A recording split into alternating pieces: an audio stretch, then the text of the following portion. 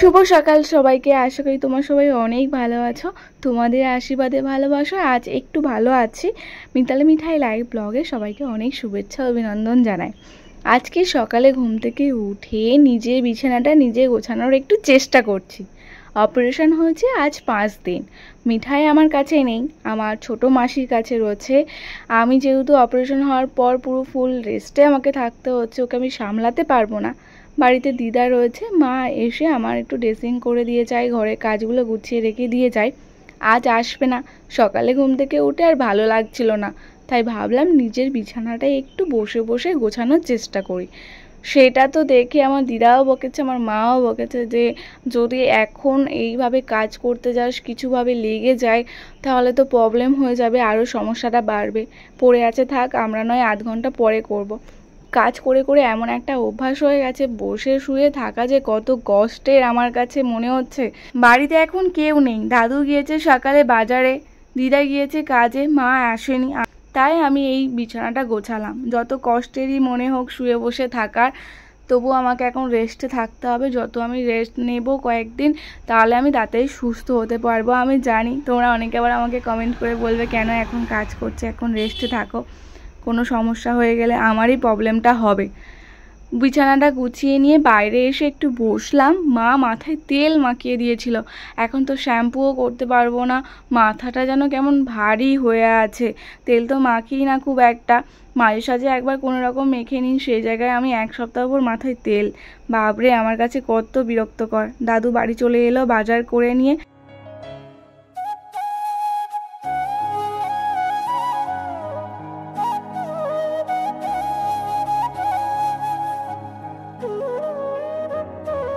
Fresh হয়ে নিলাম, brush করার পর মুখটা ভালোভাবে ধুয়ে নিচ্ছি। বৃষ্টি হচ্ছিলো আর এখন বৃষ্টি হচ্ছে না বলে বাইরে এসে মুখ টুক ধুইলাম। তোমরা অনেকেই আমার ভিডিও দেখে বলছিলে তোমাদেরও গলব্লাডার স্টোনের অপারেশন হয়েছে অনেকের, তাদের আমি একটু জিজ্ঞাসা করতে চাই। আমার অপারেশন হওয়ার পরে না একটা দুটো একটু সমস্যা দেখা দিচ্ছে, নিঃশ্বাস নিতে একটু যেন কষ্ট হচ্ছে, লিভারের সাইড দিয়ে হালকা শিরা ধরে টান ধরে পেন হচ্ছে প্রচণ্ড পরিমাণ। বিশেষ করে যখন আমি শুই, সাইডভাবে শুতে গেলেও আমার খুব কষ্ট হয়। এটা কি তোমাদের মধ্যে ওই প্রবলেমগুলো দেখা দিয়েছে? আমি ভাবছি এবার চেক আপে গেলে ডক্টরকে বলে যদি কোনো সলিউশন পাওয়া যায়। প্রত্যেক দিনই এরকম হচ্ছে, একদিন আমি ভাবছি হয়তো কোনো সমস্যার জন্য এরকম হচ্ছে, কিন্তু না, এটা আমার সবসময়ের জন্য হচ্ছে। দেখা যাচ্ছে এই 4-5 দিন পর আমি খেয়াল করছি। হরলিক্স বানিয়ে নিচ্ছি, হরলিক্সটা খাবো। অনেক কিছুই তো খাবার মেনটেন করে দিয়েছে। সকালে একদমই চা তো চলবেই না, ফ্যাট জাতীয় কোনো খাবার চলবে না, দুধের খাবারও চলবে না, বেশি করে জল খেতে হবে, রিচ খাবার, তৈলাক্ত খাবার একদমই চলবে না। তাও আমি হরলিক্সটা খেলাম। ওষুধটা আগে খেয়ে নেব, বানিয়ে নিয়েছিলাম, কেউ তো নেই তাই আমি নিজে নিজেই বানিয়ে নিয়েছি। আর ওষুধটা খেয়ে বিস্কিট দিয়ে হরলিক্সটা খাবো। বাচ্চাদের খাবার আমি খাচ্ছি। মিঠাইকে প্রত্যেকদিন হরলিক্স বানিয়ে দিয়ে আজকে আমি আমার নিজের জন্য বানালাম। দাদু বানিয়ে দেয় জানো তো, সকালে দিদা কাজে চলে যায়, আর দাদু বাড়ি থাকলে আমাকে দাদু হরলিক্স বানিয়ে দেয়। আজকে দাদুও বাড়ি নেই, কাজে চলে গেছে, সেই জন্য। গাছের এই কাঁঠালটা পুরো নষ্ট হয়ে গেছে, বৃষ্টি হচ্ছিল আর রাস্তার সামনেই না, তো কীভাবে কি হয়েছে, দুটো হয়েছিল কাঁঠাল, তার মধ্যে একটা নষ্ট হয়ে গেছে দেখছিলাম। দিদাকে তাই বলছিলাম ওটা কেটে দাও, নাহলে ওটার সাথে ওটাও নষ্ট হয়ে যাবে। মন্দিরের দাবায় একটু বসবো বলে এসেছি, দেখছি ভোলু মহারাজ বসে রয়েছে আমাদের, আর আমাকে কেমন পিট পিট করে দেখছে, দেখো ওই ভল্লু। আগে 2 মিনিট রেস্ট নেওয়ার সময় পেতাম না, এখন সব সময় বিছানার মধ্যে শুয়ে বসে থাকাটা যেন কত কষ্টে। তোকে তলায় গাড়ি পড়ে গেছে দেখো। তাই একটু বাইরে এসে বসেছি। আজ বৃষ্টি হচ্ছে না, নাহলে এই কয়েকদিন ভোর সব সময় বৃষ্টি পড়ছিল। রাস্তাঘাটও স্লিপ হয়ে আছে। মন্দিরের উঠান দিয়ে 1 পা 2 পা হেঁটে হেঁটে গুটি গুটি পায়ে এসেছি, একটু বসেছি বাইরে হাওয়া খাওয়ার জন্য। দিদার একটু বেশি কষ্ট হয়ে যাচ্ছে। মিঠাই আমার কাছে নেই, মিঠাই রয়েছে আমার ছোটো মাসির বাড়িতে। ও আমার পেট কাটা দেখে মানে ও নিজে থেকেই বলছে যে আমি দিদার কাছে থাকবো। আমার মায়ের শরীর খারাপ, দিদার কাছে থাকি, ফলে আমার মাসির কাছেই আছে। এই 2 সপ্তাহ হতে যায় মাসির কাছেই আছে। ফোন করলে কথা বলি, ভিডিও কল করি সব সময়। এখনই একবার একটু করবো, বাইরে এসেছি।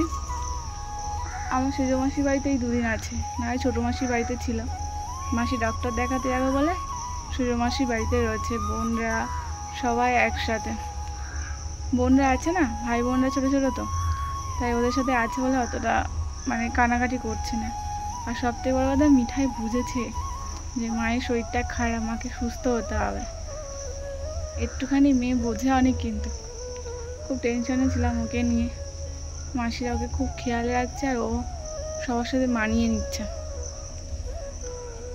মন্দিরে একটু বসে থাকি 2 মিনিট। বৃষ্টি হয়েছে আর দিদা কাঠের জালে রান্না বসিয়েছে। দাদু সব রান্না করে জোগাড় করে দিয়েছে, আমার তো শরীর খারাপ বলে পাচ্ছি না। দিদা ওদিকে ভাত সবজি রান্না বসিয়েছে। ঠাকুর মশাই এসেছে মনে হয় কথা বলার জন্য, ওই গিয়েছে দাদু দিদা। কাঠ বন্ধ হয়ে গেছে, আমি যেতেও পারছি না, বৃষ্টি এসে যাচ্ছে হালকা। এটা উনান বন্ধ হয়ে গেছে।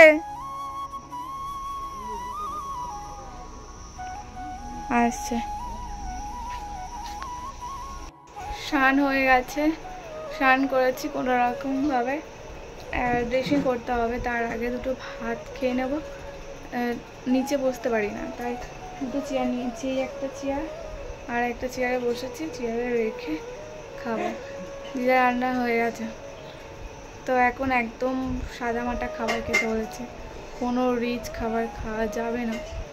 সেলাই রয়েছে যেহেতু, সেলাই কাটার পরেও আমাকে মেনটেনে থাকতে হবে খাওয়া দাওয়ার প্রতি।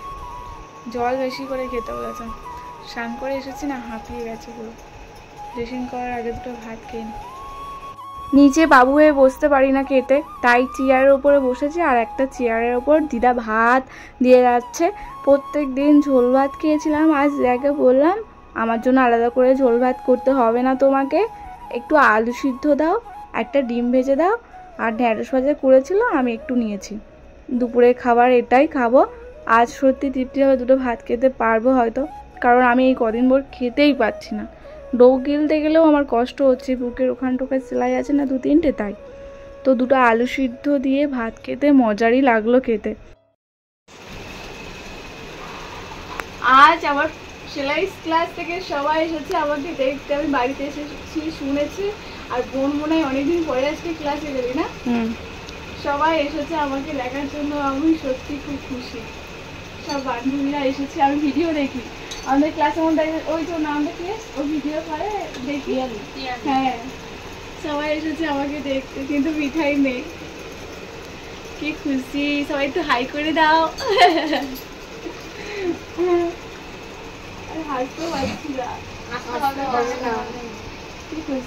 দিদা আজকে গিয়েছিল মিঠাইয়ের কাছে, মিঠাইকে দেখে আসার জন্য, আর মিঠাইকে নিয়ে আমাদের বাড়িতে আসছে। ওর শরীরটা একটু খারাপ, হালকা ঠান্ডা লেগে গেছে। আর আমার মিঠাইকে না অন্য কোনো ডক্টর দেখালে, ছোটো থেকে যে ডক্টরটা দেখা যায় সেই ডাক্তার ছাড়া যদি আমি অন্য কোনো ডক্টর দেখাই তো হট করে ভালো হতে চায় না। সবে হালকা নাকি ঠান্ডা লাগা শুরু হয়েছে, হালকা হালকা কাশি হচ্ছে, তো মাসি ওকে পাঠিয়ে দিচ্ছে।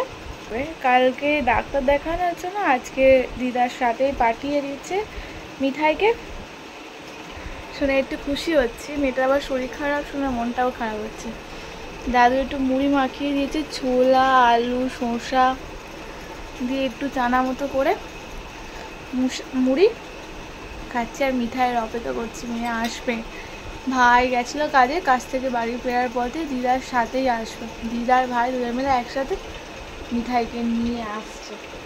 আমার সোনা মা আমার কাছে চলে এসেছে, মিঠাই সোনা, আই লাভ ইউ মিঠাই।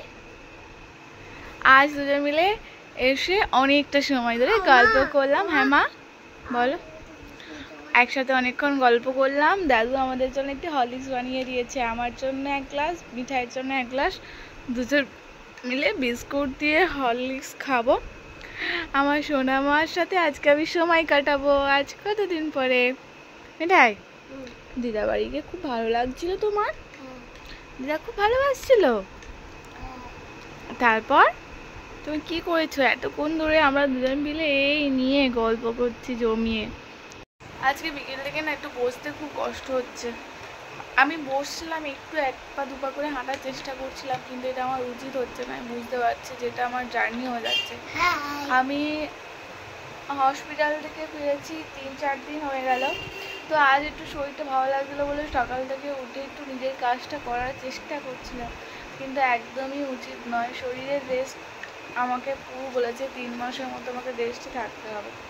এখন তো আবার সেলাইও কাটিনি, তো তার মধ্যে আমি এরকম করেছি। আমার আজকে খুব কষ্ট হচ্ছে। মিঠাই এসেছে দেখে মনটা পুরো ভালো হয়ে গেল। দুজন মিলে হরলিক্স খাবো। খুব কষ্ট হচ্ছে আজকে, কেন জানি না। ওষুধগুলো আমি টাইম মতো খেয়েছি, দুপুরেও খাওয়া দাওয়া করলাম ঠিক মতো। এরপরে দেখছি আমার বুকটা এখান দিয়ে যন্ত্রণা হচ্ছে, আর হচ্ছে কাটা জায়গাগুলো জ্বালা জ্বালা জ্বালা জ্বালা করছে। কার্টুন দেখছে আমাকে লুকিয়ে লুকিয়ে। আমার আর একটা ফোন আছে, সেটাতে আমার দাদু কার্টুন চালিয়ে দিয়েছে। আমি আসতেই ও অবাক হয়ে গেছে, মা আমি একটু দেখি না কার্টুনটা। দেখো আরও কত কি বোঝাচ্ছে। দাদু চালিয়ে দিয়েছে, দাদুকেও দেখাচ্ছে আঙুল দিয়ে। গামলির মধ্যে বসা ছাড়া ওর অন্য কোনো যেন জায়গা নেই। দাদু ওদিকে বসে আছে, মিঠাকে খেয়াল রাখছে। দিদা ওদিকে রান্না বসিয়েছে, রাতে খাওয়া দাওয়া করা হবে। তো আজকে এই ব্লগটা এখানেই শেষ করছি। মিঠাইয়ের সাথে আমি একটু সময় কাটাই, কালকে আবার আসবো।